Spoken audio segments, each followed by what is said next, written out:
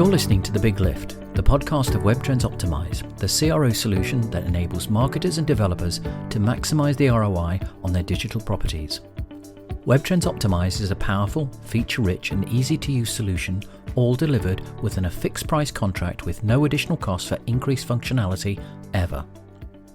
During these podcasts, we meet some of the key influencers within the marketing and conversion world to understand their roles and examine their challenges. Conversion, optimization, experimentation, or whatever we want to call it, is well established. Yet it still seems like we're spending more on PPC and paid media, and increasing the volume is the only way of increasing results. So today I'm talking with Miles Humphrey, Head of Conversion Rate Optimization at FretCheck. He believes that we need to think a little differently about the volume equals results approach, and that companies should exploit their owned assets more before embarking on increasing expenditure. Afternoon, Miles. Welcome to The Big Lift. Hi, John. Thanks for having me. You've recently returned from working, about 10 years in Australia? Has that experience uncovered any differences in conversion culture? So I've just returned back now. You're right. You know what? I think the whole world around is having the same revelation at the same time. So it's hard to say that it's any different in Australia. I think having come back, everyone seems to be along the same ideas and the same thought process. It's really exciting times. And in the same timeline, would you say? Because normally, my experience in the past 5 years is Australia's been a little bit behind. America's a little ahead of us, but we all do seem to be levelling out, doing the same things at the same time now. Yes, I have to say, coming back, I can't say there's anything that's different. But certainly when I first went originally, it was certainly, you could definitely tell the difference. You could definitely feel the change of pace. Coming back this way has been fitting straight back in again, though. It's been great. Oh, good. Welcome back anyway. Thank you. Thanks for having me. So firstly, as we kick things off, just for clarity, can you highlight what is commonly known as owned assets? Yeah, of course. So owned assets are ultimately whatever we operate and own as a business. So simple examples are your website and your apps. But I think also more importantly, we need to be looking more in terms of your own data and those kind of elements as well. So all of those bits together are what you personally own as a business, what you can control and manage within your own responsibility. So this may seem an obvious question to you, but how can CRO show better use in, say, user research or maybe data analytics? Right. Well, it's... So as in terms of what we can find out or how we're going to execute on it? Well, I think when somebody looks at their owned assets, they kind of think, data analytics is something I have got in my, if you like, in my portfolio. But we need to be able to understand how you can bring that in, not just from the data analytics point of view, but also the user research element to be able to make CRO work better. Yeah, I mean, all of these things are tools, right? I mean, they all have to go together and come with your qualitative conversation about where they're coming, where the volumes, where they are. But the thought process still needs to be quantitative, right? Where are the actual impacts that occur to that? I've always found qualitative gives us fantastic areas for homing in our perspective and where we're going to start our search and how we're going to find these excellent new opportunities. But it's the qualitative that generally gives us the actual question, or the actual answer of what we're going to do. And that's the really exciting bit. Now, we talked in our pre-discussion around here about how to improve your conversion flow, not your conversion rate, but your conversion flow. Could you just elucidate as to what you mean by conversion flow? That's right. Ultimately, the pathway through a website and through to your conversion is the focus point on where we all get hung up and excited about. Yeah. But, that conversion doesn't begin on a website. That conversion begins well before that website, at the acquisition phase, when we're out there in the world trying to communicate to customers and have our conversation, even before they start engaging with the brand. That acquisition story right at the very start. How do we seamlessly connect to that portion of the story to give them the experience that they ultimately want and really help that customer to find out all the information and ultimately get us through to a consultative, well-rounded conversion that everybody feels happy about, not just us because we've achieved it, but the customer because they feel like they have been consulted and brought on a journey and found the true conversion point that they were looking for. So we talked about this conversion flow. So how can you improve that without what I would describe as, rather than doing, I suppose, revolution? What about evolution? How do we evolve what we've got into what we need? That's a very good question. So I think the first point to look at is technology, right? I think there's a big thought out there that we need to be really investing in very expensive platforms to allow us to execute on these type of activities and thought processes. But in reality, you don't. You've got your GA set up already, you've got your general analytics already set up, and then all you need is a functional tool like WTO to execute on those for you, right? And we have so many case studies of executing and growing out those stories for customers. It's fantastic. I think the interesting bit is that it's probably a depth of thought really that we find seems to be the true limiter. Like, we're working with a lot of companies who their perspective is so focused in on driving traffic and really utilizing the maximum amount that you can out of any of the channels that we possibly got, that actually thinking about how we can alter out that experience on site when they arrive is kind of forgotten. And it's interesting because you're kind of expecting one website to adhere to all of these different journeys and to be ultimately the performer and guide and journey that they require. But we've been clever enough to be focused on our marketing strategies for years and years, whether it was right back to, putting an ad at the end of Home and Away to make sure you got that particular customer, right through to modern day, we've got really sophisticated segmentation strategies around our paid media strategies. So if we're going to be good enough and clever enough to do it there, I don't think it's a huge leap for us to be able to utilize the tools that we've already got to help us execute on those elements on site.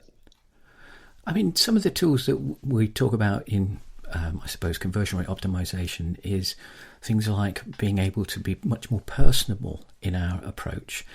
And that term personalization has gone in and gone out of fashion, I suppose, and probably back into fashion again.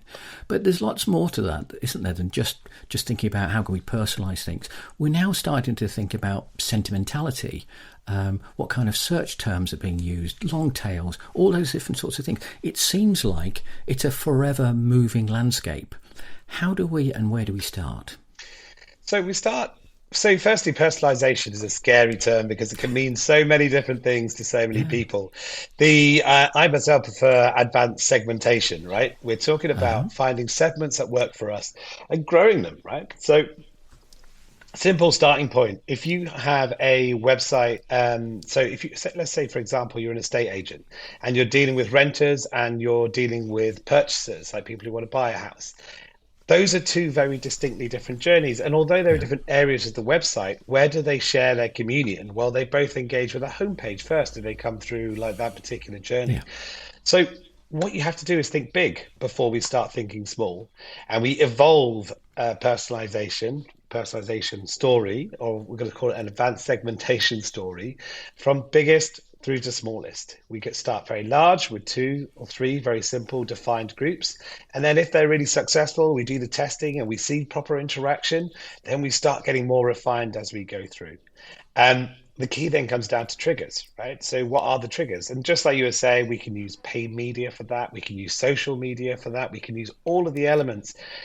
And where do we focus first? Well, I mean, you've just got to be logical, don't you? You've got to focus at your highest performing, highest spending areas. But if you do start on that road, do you think that could be an easy evolution? Because one of the things that I think we're all guilty of is chasing the money. Being able to say, okay, where's the return on my investment? So doing this, is it going to show a return on investment in the medium term? Or is it something that you kind of talk to the powers that be to say, actually, this may take a little bit longer than just being able to throw more PPC at it? So it's a very good question, right? Growth will always show us more, but the results are instantaneous. I mean, you're talking about defined audiences that you've already got, and you're just making their experience better. We're talking about turning around an experience through Web Trends Optimized, let's say, for example. Yeah. And we could be seeing results of that in weeks. And with teams allocated into helping that, you don't need a dev team to build it. You don't need a design team to build it. Agencies like Where Fresh Egg are equipped to do all that background research, to do all the building and to do all the presentation. So the execution can then just be strapped onto the back of an existing campaign really quickly, really effectively. And the results are there for everyone to see. I'm not trying to play devil's advocate here, but that may be a detraction from what they're doing on the day to day. I'm just trying to think of what language could be used by the person who thinks, actually, that's a really good idea. How do they take that to their boss and say, actually, I would like to have a go at doing this? Yeah, I mean, you're talking about improvements on conversion rates. We're not talking about throwing numbers into websites. We're about building that personalization, that experience for customers that are going to resonate with them more closely. I always really like the sort of analogy of a shop front. If we're going to send customers through the shop front and send them around our store, how do we know that it's the right shop front for them? If you come into my shop, you get to go to the ladies department or the men's department if it's closed, for example. Mm-hmm. How do we send our websites to do the same experience? And that's what we're trying to do. We're trying to look at an ever evolving digital experience of much more sophisticated customers, but make their journey even simpler and try and reflect some of that we've lost out from the high street. I'm going to bring in the high street because it's a really good example. I think that you've got the Waitrose of this world, and you've got the Aldi and the Lidls of this world, or the lower cost environment. Now, you go to Waitrose because you actually enjoy the experience. You don't go there because you think you're saving money. Yet if you look at Lidl and Aldi, they're actually looking at being able to provide a high quality, low price alternative. But they're not the two kind of brands. So there's this, what I would describe as this brand optimization that I think needs to be looked at as well, because it's being able to actually sell, I suppose, the retail experience, the physical store experience online as well, which lots of people buy into, because when you walk into Waitrose, it's a beautiful store, it smells good, all the floors are tidy, everything there, the staff are really polite and welcome you into the store and things like that. How can we get that back onto the website? Yeah, you're absolutely right. Conversion path is one thing, and getting customers there to convert, but their brand and experience is the other one. Conversion helps someone get through your journey and convert at the end of it. The brand experience is what makes them come back. And the fascinating thing is that with all these elements, it's about a balance, right? Not every customer wants the complete luxury experience. Not everyone wants the kind of in between. What is the role of tantalizing and exciting customers still? And exactly that. It's all down to testing. It's all down to testing on scale against those personalizations. It's about not thinking that you automatically know the customer. It's about building out a testing framework that lets you to test against those elements to make you understand, to help you understand what's really going to help your customers convert, but also return at the end of the day. So if I just flip back to your estate agent, I think it's a really good experience to be able to show that a visitor hits your homepage and he knows whether he's a renter or he's interested in renting or interested in purchasing a house. And there's clear markers at the top which basically said rent or buy, or there's a pop-up banner that comes up. How do you think you can make that easier for, say, a retail outlet, I don't know, like let's say Marks and Spencer's, where there's a whole myriad of different things, without actually starting to put what I would describe potentially as a banner in front of them, asking them questions? Yeah, so just interactions with the site is key. So it's two, actually, I'll tell you what, there's two different elements. One is your first party data. So if you've logged in before, what have we learned? How do we know? What have you engaged with before? What sort of bucket sizes have you got? What do you normally enjoy? What are the products that sort of help you, or which ones do you normally purchase? And from all that, we can start to build assumptions and build predictions on what is actually going to inspire and delight customers. It's also really interesting when we start talking about relevant offers and those sorts of elements as well. So what is it that's going to inspire a customer on the way? Well, giving everyone the same offer, the same description isn't going to work. However, if you do really guided stories, that'll work. That'll work much better. Failing having that information, then we start to look at the source. So the first bit we look at is how they got to your site. So what was the interaction? What was the search term? Was it social that brought them there? Was it actually paid search? And from there we can start to talk about, right, are they searching and scrolling and looking around, or do we have to push information to them to inspire them to get them over the mark and push them through the journey? Um, and so we can only do that by testing and by listening to what the interactions are through our website and making a profile out for those customers as they come through. The key is to be useful and not creepy. So we have to figure out the line in between. Yeah, I was thinking the creepy versus helpful kind of scenario Exactly. that you Yeah, mentioned that's the other day, because some people will see it as very beneficial, other people will see it as very creepy. Oh, how do you know that about me? Exactly. This big brother's kind of watching me. Is it going to work for us? One of the things that happened in recent history, in the last 6 months, is Marks and Spencer's has gone through an awful time at the moment because they've basically lost a lot of their online sales and some of the physical store sales as well.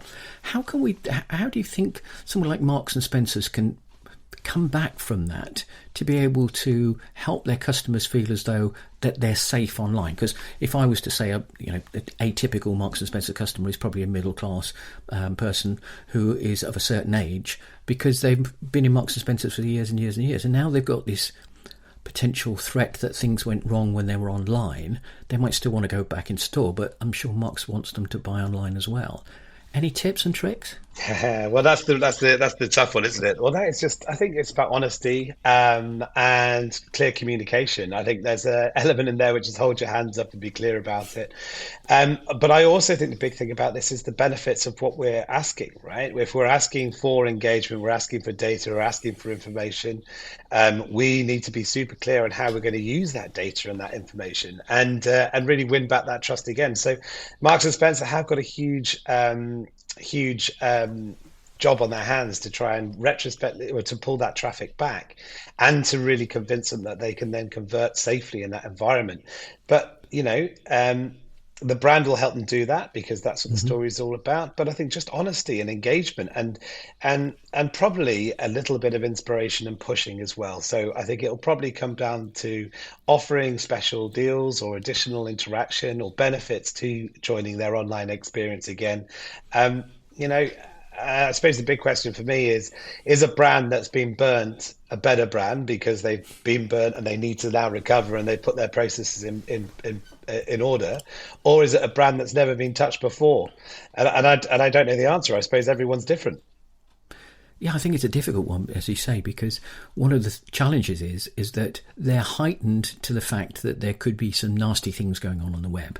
So communicating with them more could be, in their mind, suspicious because we haven't heard from this before. Is it a scammer, for instance, that's going on there? So this brand building, I think, has to be done not just online, but also has to be done in store for those people that are coming into store to be able to say, hey, we're back up and running now, or we're sorry about this, watch out for this, we're going to give you a special code or something like that. It doesn't seem that that's been done particularly well, certainly from the experience of my good wife. No, I completely understand that. I think that's right. I think a process for that needs to come, and I'm sure there's something in line. I mean, to be honest, going back, I mean, I really like that survivorship bias story. Like, okay, they got hit. Oh, that's really unfortunate. We can see that. We can see the outcome of that. I'm more concerned about other companies that haven't been hit yet and what is hidden around the corner and what's coming next. Yeah, I'm sure there's a lot of panic going around a lot of the online retailers, especially those that are exclusively online as well. Yeah, well, we hear from customers that we work with very closely, specifically e-commerce. But I mean, we work very closely with banks as well, and all those kind of clients who are extremely focused in on their security levels. There's so much stuff going on to protect, but it does sometimes take a big shake for us all to understand why. Yeah, it is the ability to recover well, I think, is one that lots of people see as being a big benefit. If you can get through it, come out the other end and offer a same, if not better service than they had before, I think they'll give them a chance to make that happen. Yeah. We talked at the very, very earliest of this conversation about spending more to get more. Do you think there is an opportunity to be able to spend more on experimentation rather than spending more on additional paid media? So I don't think it's an opportunity. I think it's a requirement. Um, I think when you look at like the evolution of websites over the years, I think I still remember when I first started out doing testing and when I first started out doing SEO originally, a website was just as a function. You had to have a website because it was just a portal or something you put on the Yeah. back of a business card, and every so often you could do it. And as we've looked at the evolution of that, it's now front and center of stage. It's almost becoming like the nucleus of a business, the place where people start their research, start their understanding for a business.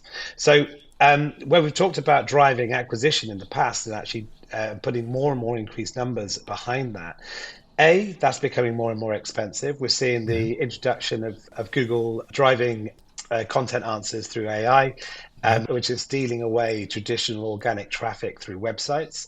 And on top of that, we haven't seen a reduction in PPC spends. In fact, they've gone up exponentially as a result and in line with that as well.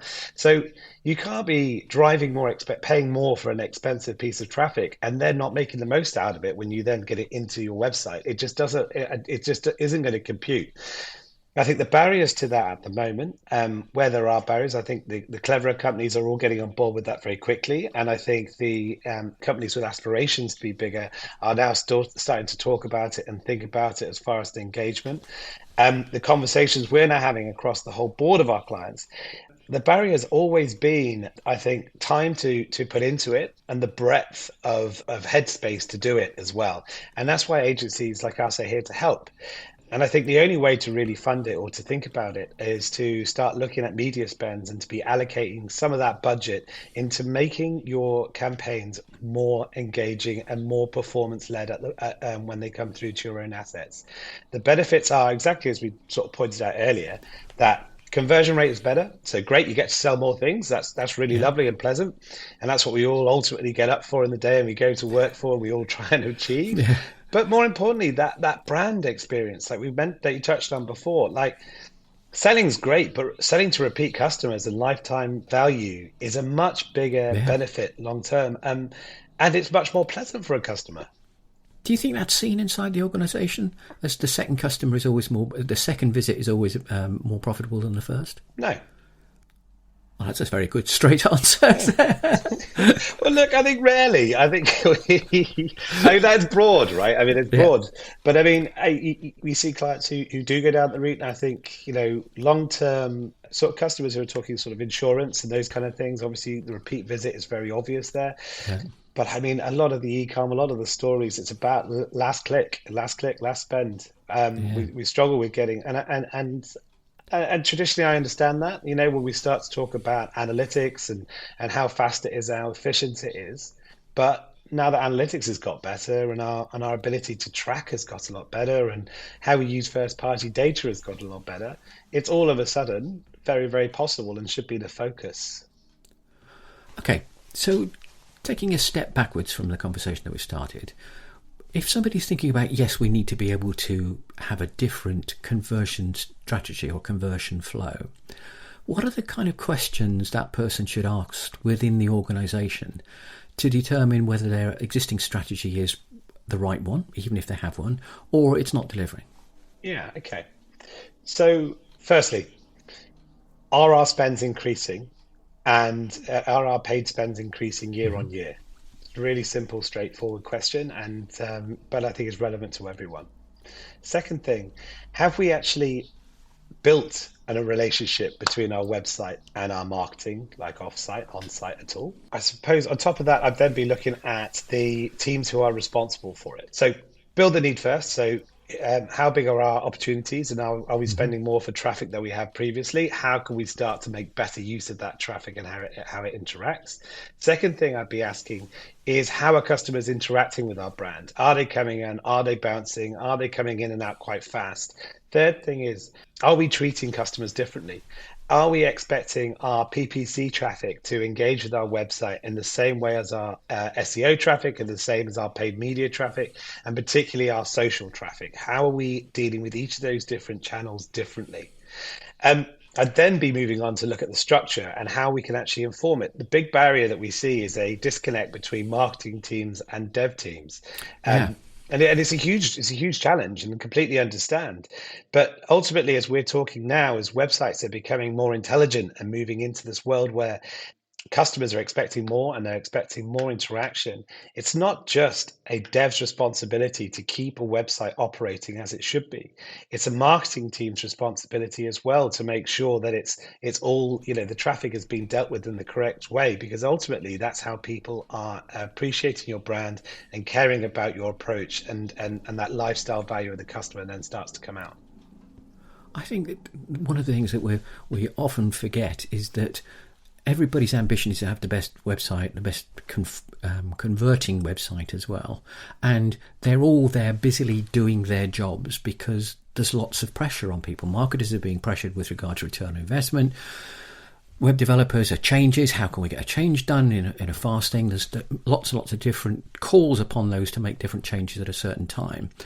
I think there's potentially in AI some help along the way to be able to make that happen. And that potentially could actually give that gap, because you said it needs more time. And I think when everybody's focused on the job that they're doing at a very fast pace today, having time to be able to do it will enable them to look and reflect of what they've got and how they've got to move with the times to get more loyalty, a better conversion rate, or a better conversion flow. Let's call it a better conversion flow. Yeah. And I'm not going to go into the ins and outs of AI, because I think there's a whole different conversation. But I think it's the time element. I feel that's a really, really strong bit that holds lots of people back, because they just don't have the time to do the things that they're going to do. It's like driving a car. If you know where you've got to go and somebody's giving you instructions, you head that way. You're not going to take a deviation off somewhere else unless you've got the time. You're right, John. But what's the solution to that, right? The solution is get help. Find someone who knows. Find inspiration. Come and talk to us. Come and talk to you guys, and help's around the corner. And the pathway's there, and we've got similar signposts for clients before. I struggle with some things, and I need to have the help of my team to be able to really produce it. And I love working with them, and that's the point of why we're here to work together. Well, that's a very fitting close to this podcast, Miles. That's really good. I think it's got to be work in progress, and as we said earlier, it's an evolution rather than a revolution. But I think somewhere someone has to start that evolution going down a slightly different path, rather than just doing more of the same and hoping the results are going to get better.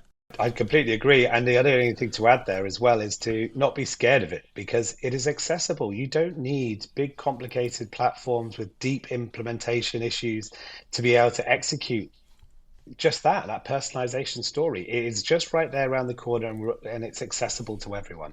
Miles, thank you very much for your time today. It's been interesting. I'm sure it's been stimulating to a lot of people to start conversations inside their organisations, just to be able to think differently than the way they've been thinking. And who knows, it might bring along some additional business for both of us. God, I'd say that'd be great. Thank you very much, John. No, it's been really lovely talking to you. Thank you for taking the time. All right, thanks, Miles. No problem. See you soon. Take care. Bye-bye, John.